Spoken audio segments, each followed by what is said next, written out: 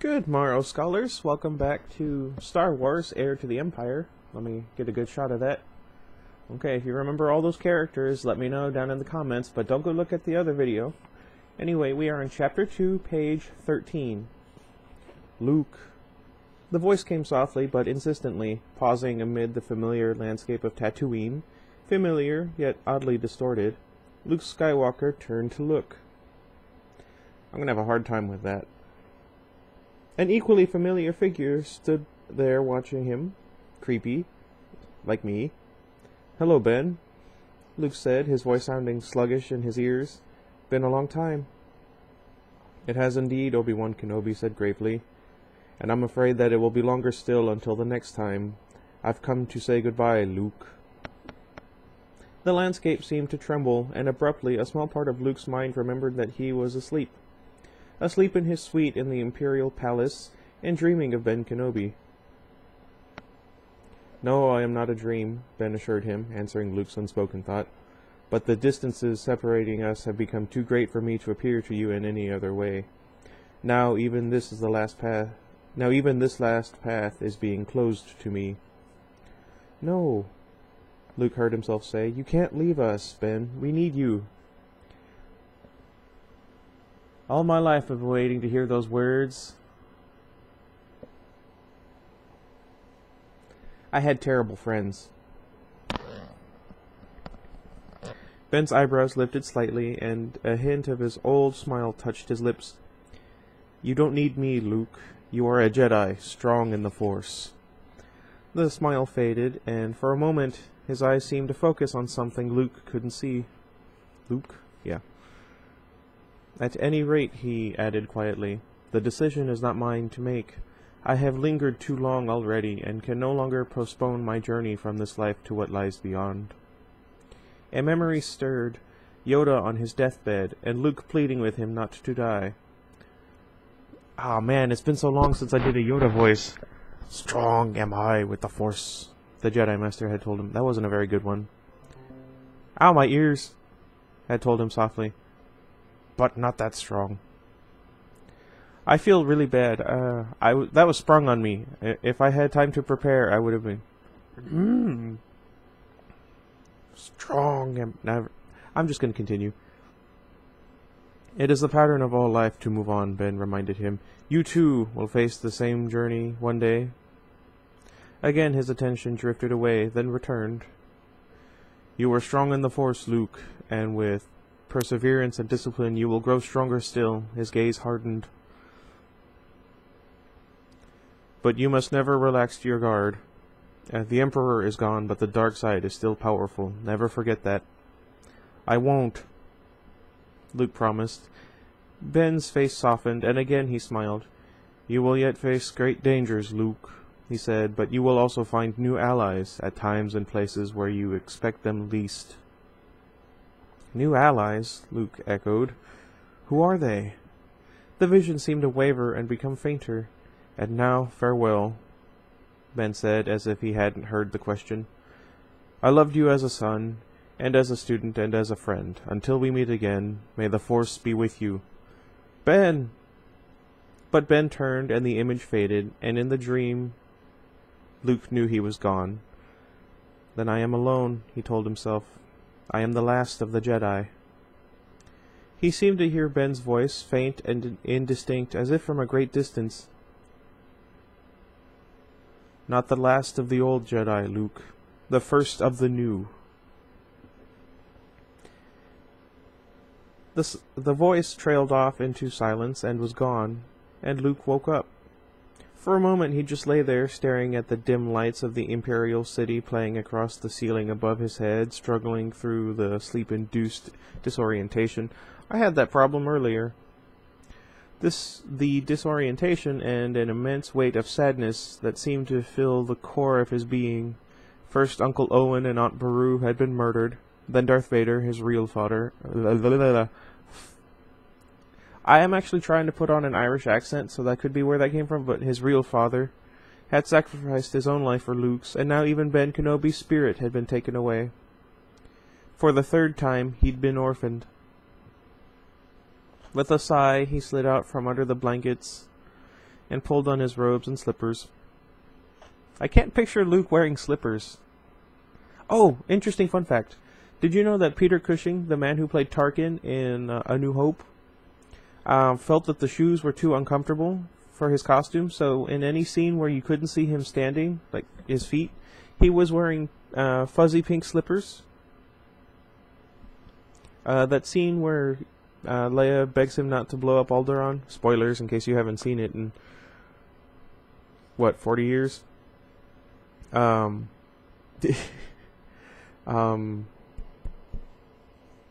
He was wearing those slippers. His suite contained a small kitchenette, and it only took a few minutes to fix himself a drink, a particularly exotic concoction. I think I have read this, or at least part of it. A particularly exotic concoction Lando had introduced to him on his last visit to Coruscant. Or do you guys say Coruscant? Anyway, then, attaching his lightsaber to his robe sash, he headed up to the roof. He had argued strongly against moving the center of the New Republic here to Coruscant, had argued even more strongly against setting up their fledgling government in the old Imperial Palace. The symbolism was all wrong, for one thing, particularly for a group which, in his opinion, already had a tendency to pay too much attention to symbols. But despite all its drawbacks, he had to admit that the view from the top of the palace was spectacular. For a few minutes he stood on the roof's edge, leaning against the chest-high wrought stone railing and letting the cool night breeze ruffle his hair. Even in the middle of the night, the Imperial City was a bustle of activity, with the lights of vehicles and streets intertwining to form a sort of flowing work of art. Overhead, lit by both the city lights and those of occasional airspeeders flitting through them, the low-lying clouds were a dim sculptured ceiling stretching in all directions, with the same apparent endlessness as the city itself. Far to the south he could just make out the Manari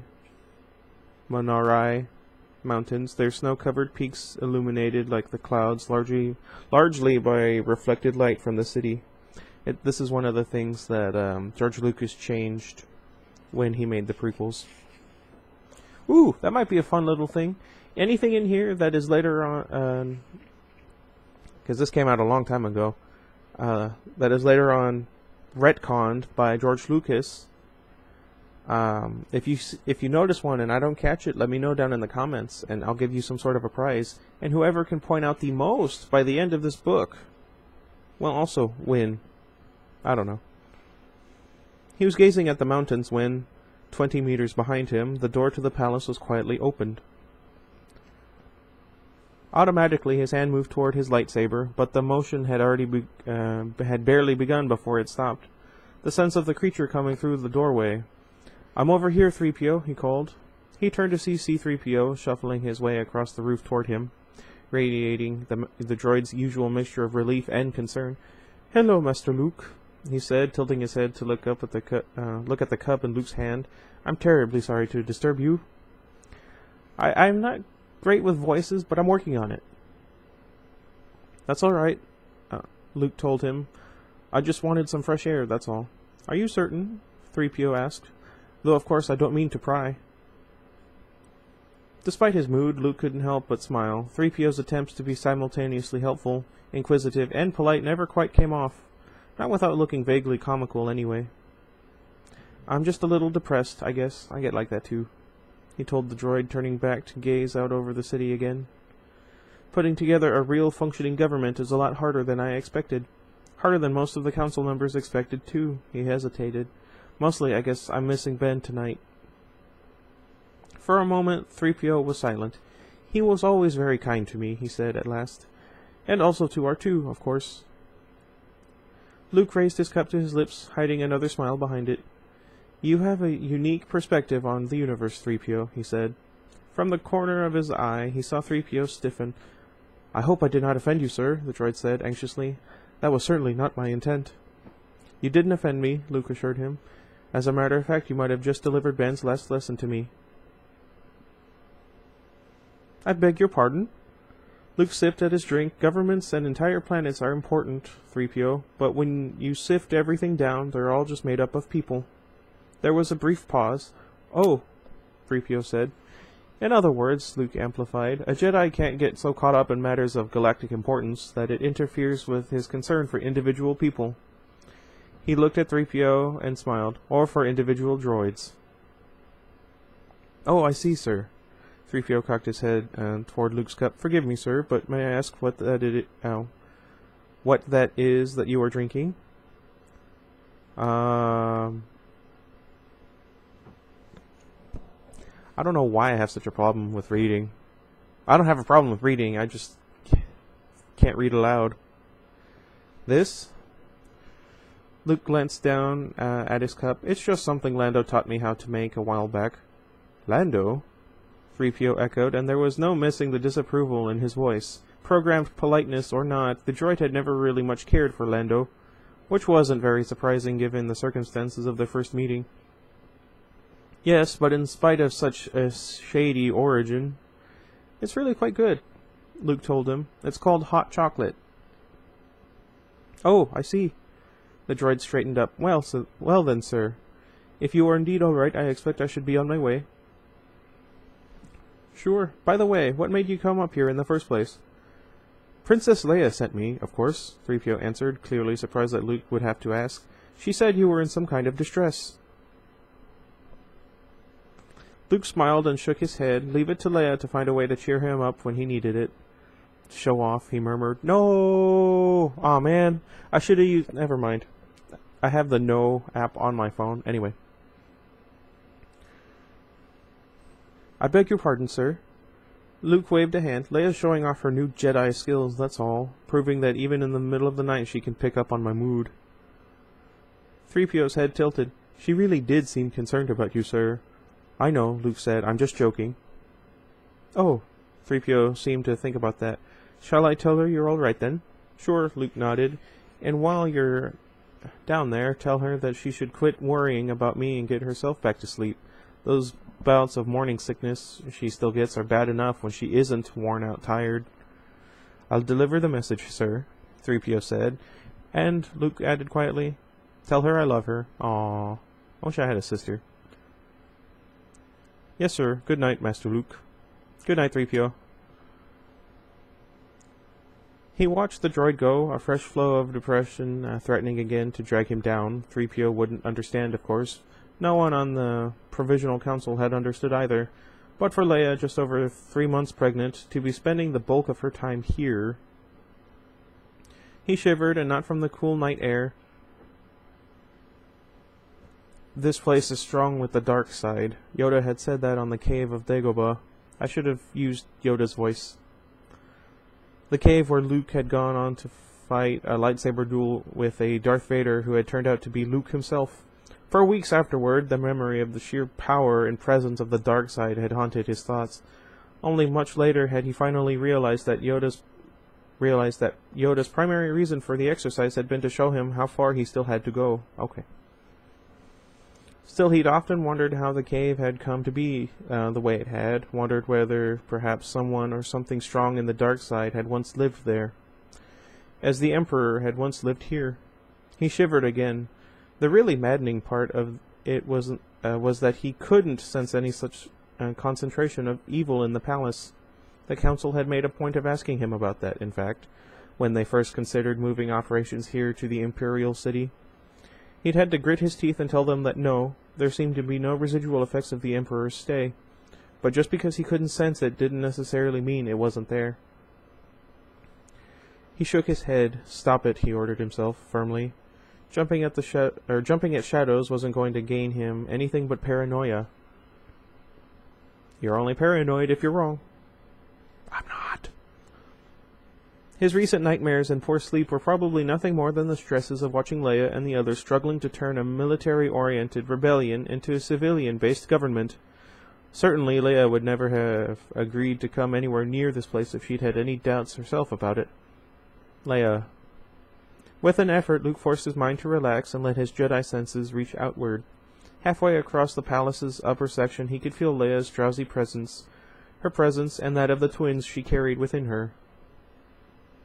For a moment he held the partial contact, keeping it light enough to hopefully not wake her any further, marveling again at the strange feel of the unborn children within her. The Skywalker heritage was indeed with them. The fact that they could sense, that he could sense them at all, implied they must be tremendously strong in the Force. At least he assumed that's what that meant. It had been something he'd hoped he would someday have a chance to ask Ben about, and now that chance was gone. Fighting back sudden tears, he broke the contact. He felt his mug felt cold against his hand. Swallowing the rest of the chocolate, he took one last look around, at the city, at the clouds, and in his mind's eye at the stars which lay beyond them. Stars around which revolved planets upon which lived people, billions of people, many of them still waiting for the freedom and the light of the new republic that had been promised to them. I messed up that sentence and I tried to save it. I'm dumb. He closed his eyes against the bright lights and the equally bright hopes. There was, he thought wearily, no magic wand that could make everything better, not even for a Jedi.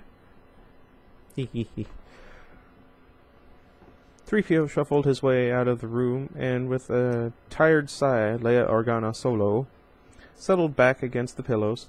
Half a victory is better than none, the old saying crossed her mind. I don't know. The old saying she'd never believed for a minute. Half a victory, to her way of thinking, was also half a defeat. She sighed again, feeling the touch of Luke's mind. His encounter with 3PO had lightened his dark mood, as she'd hoped it would, but with the droid gone, the depression was threatening to overtake him again. Perhaps she should go to him herself, to see if she could get him to talk through whatever it was that had been bothering him for the past few weeks. Her stomach twisted, just noticeably. It's all right, she soothed, rubbing her hand gently across her belly. It's all right, I'm just worried about your Uncle Luke, that's all. Slowly the twisting eased. Picking up the half-filled glass on the nightstand, Leia drank it down, trying not to make a face. Warm milk was pretty far down on her list of favorite drinks, but it had proved to be one of the fastest ways to soothe these periodic twinges from her digestive tract. The doctors had told her that the worst of her stomach trouble should begin disappearing any day now. She hoped rather fervently that they were right. Faintly from the next room came the sound of footsteps. Quickly, Leia slapped the glass back on the nightstand with one hand as she hauled the blankets up to her chin with the other. The bedside light was still glowing, and she reached out with the force to try and turn it off. The lamp didn't even flicker. Gritting her teeth, she tried again. Again. It didn't work. Still not enough fine control over the force, obviously, for something as small as a light switch.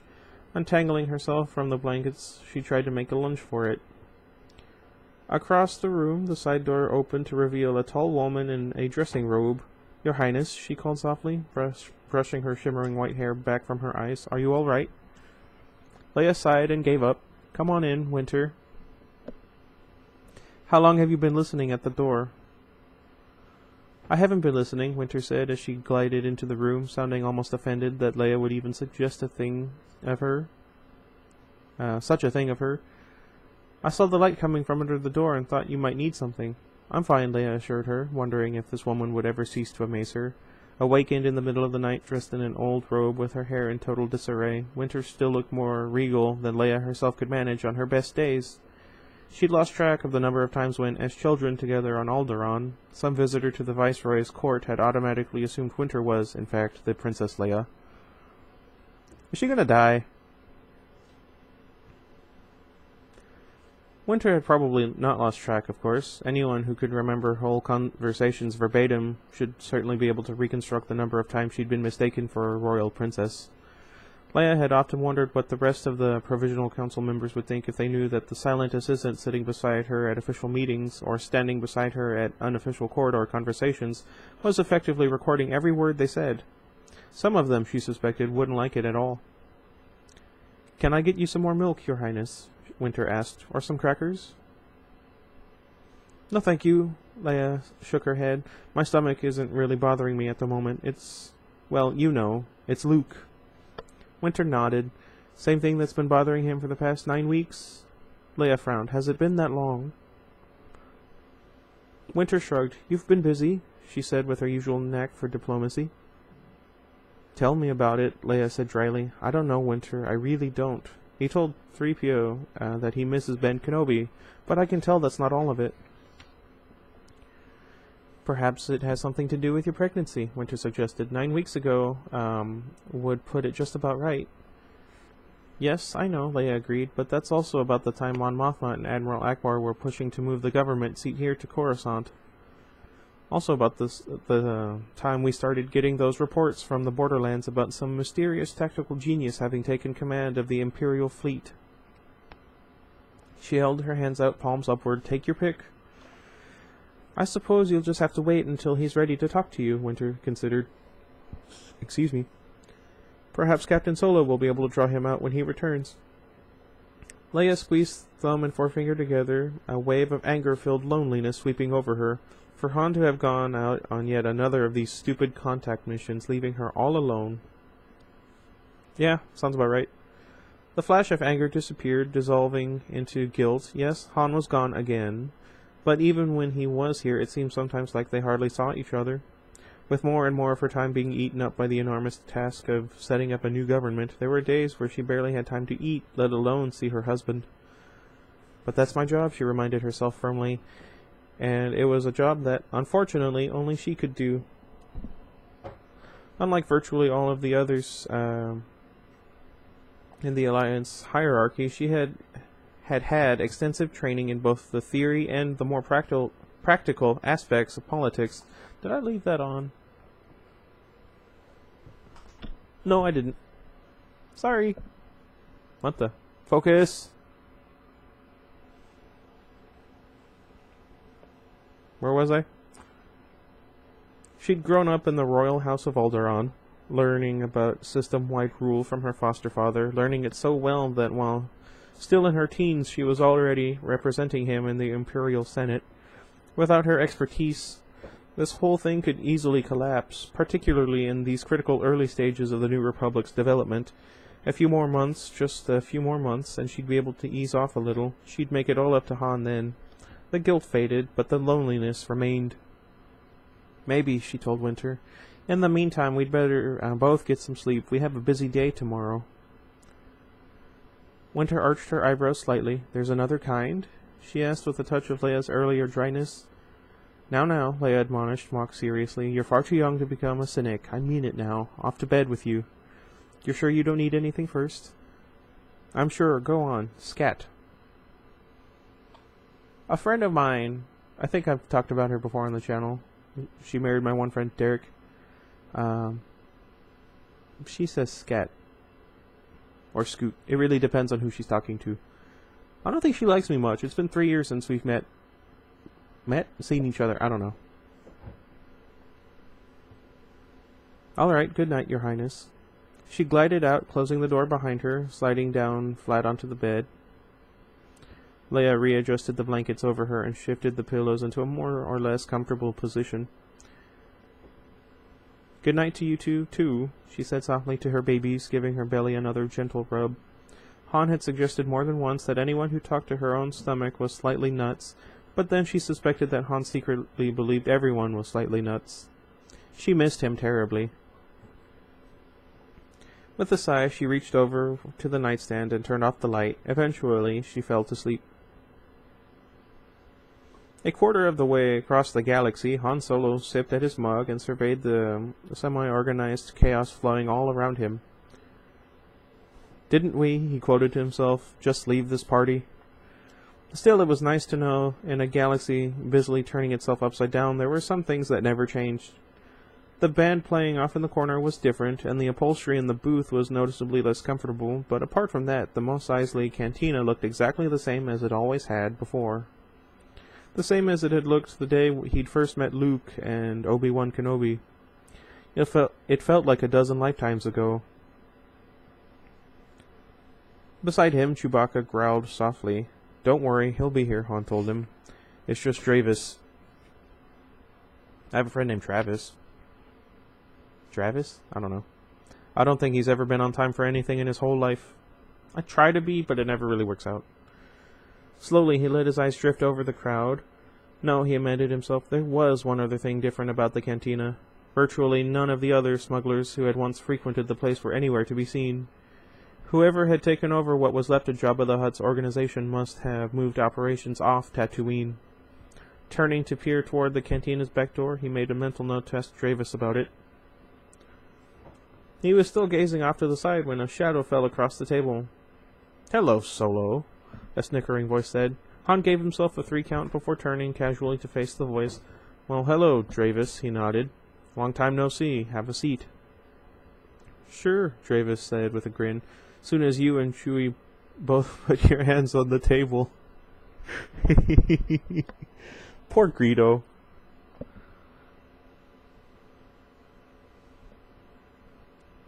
Han gave him an injured look. "Oh, come on," he said, reaching up to cradle his mug with both his hands. "You'd think I'd invite you all the way here just to shoot at you? We're old buddies, remember?"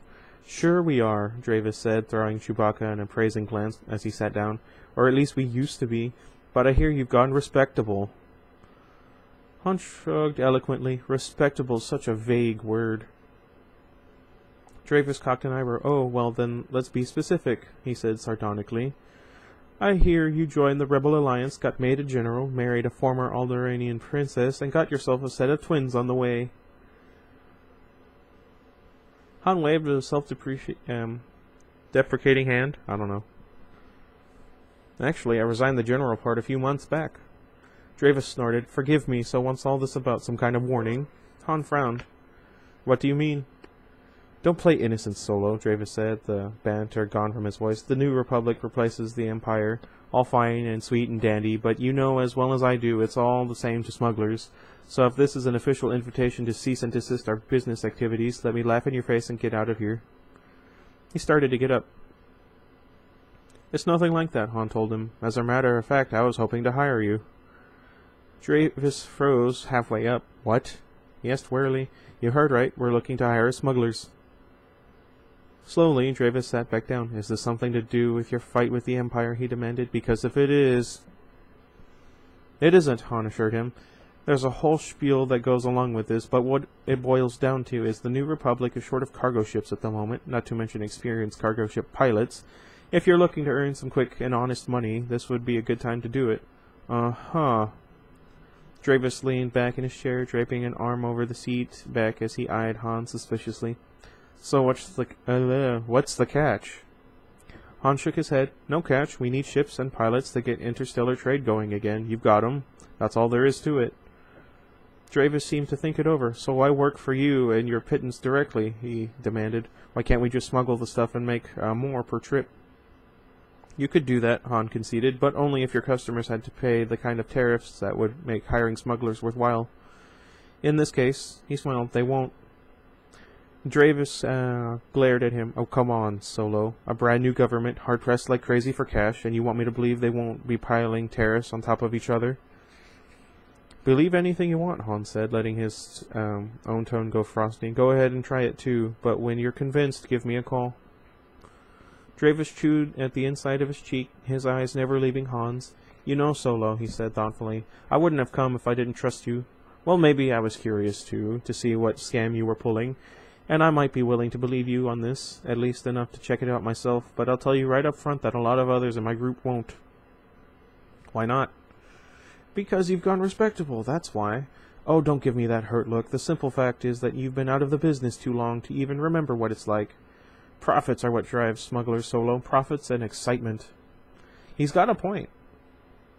"So what are you going to do instead? Operate in the Imperial sectors?" Han countered, trying hard to remember all those lessons in diplomacy that Leia had given him. And Dravis shrugged. "It pays," he said simply. "For now, maybe," Han reminded him, "but their territory's been shrinking for 5 years straight, and it's going to keep getting smaller. We're just about evenly gunned now, you know, and our people are more motivated and a lot better trained than theirs." "Maybe," Dravis cocked an eyebrow, "but maybe not. I hear rumors that there's someone new in charge out there, someone who's been giving you a lot of trouble, like in the Obra Sky system. Obroa, for instance. I hear you lost an Illumin task force out there just a little while ago. Awfully sloppy losing a whole task force like that." Han gritted his teeth. "Just remember that anybody who gives us trouble is going to give you trouble, too." He leveled a finger at the other. And if you think the New Republic is hungry for cash, think of how hungry the Empire must be right now. It's certainly an adventure, Dravis agreed easily, getting to his feet. Well, it was really nice seeing you again, Solo, but I gotta go. Say hi to your princess for me. Han sighed. Just give your people our offer, okay? Oh, I will. Might even be some who'll take you up on it. You can never tell. Han nodded. It was, really, all he could have expected out of this meeting. One other thing, Dravis. Who exactly is the big fish in the pond now that Jabba's gone? Dravis eyed him thoughtfully. Well, I guess it's not really a secret, he decided. Mind you, there aren't really any official numbers. But if I were betting, I'd put my money on Talon Card. Wait, I know that name. I know that name. Where do I know that name? Anyway. Han frowned. He'd heard of Card, of course, but never with any hint that his organization was even in the top 10, let alone the one on top. Either Dravis was wrong, or Card was the type who believed in keeping a low profile. That's what I would do. Where can I find him? Dravis smiled slightly. You'd like to know that, wouldn't you? Maybe someday I'll tell you. Dravis. Gotta go. See you around, Chewie. He started to turn, paused. Oh, by the way, you might tell your pal over there that he's got to be the worst excuse for a backup man I've ever seen. Just thought you'd like to know. Wait a minute.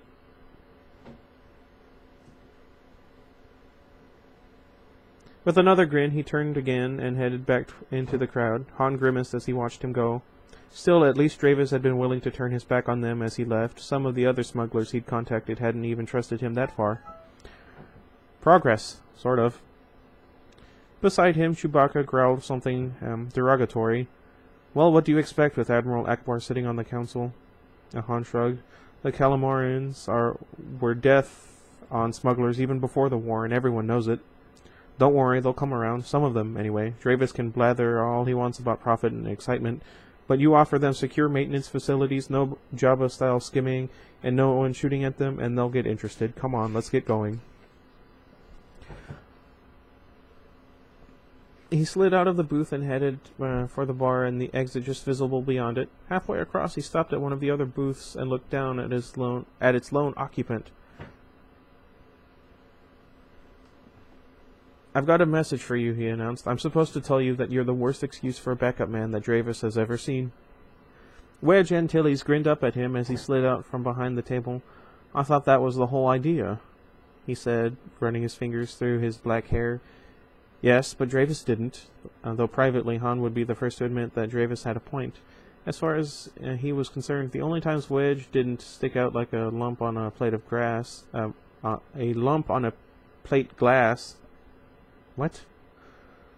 was when he was sitting in the cockpit of an X-Wing blasting TIE fighters into dust. So where's Paige anyway, he asked, glancing around. Right here, sir, said a quiet voice at his shoulder. Han turned. Beside them had appeared a medium height, medium build, totally nondescript-looking man. The kind of man who no one would really notice, the kind who would blend invisibly into almost any surroundings. Which had again been the whole idea. You see anything suspicious? Han asked him. Page shook his head. No backup troops, no weapons other than his blaster. This guy must have genuinely trusted you. Yeah, progress. Han took one last look around. Let's get going. We're going to be late enough back to Coruscant as it is, and I want to swing through the Abroa sky system on the way. That missing Illumin task force? Wedge asked. Yeah, Han said grimly. I want to see if they figured out what happened to it yet, and if we're lucky, maybe get some idea of who did it to them. Okay, not as long as I thought it was going to be. Longer than I would like it to be. But hey, I'm having fun. I like this book, and I have all three, Dark Force Rising, and then Volume 3 is called The Last Command. That's actually one of the original books printed for the third one. I'd like to get a reprint at some point, just because that one's so old and fragile. Or do you say fragile? Anyway, let me know what you guys think, and until next time. Goodbye, everybody. That was weird.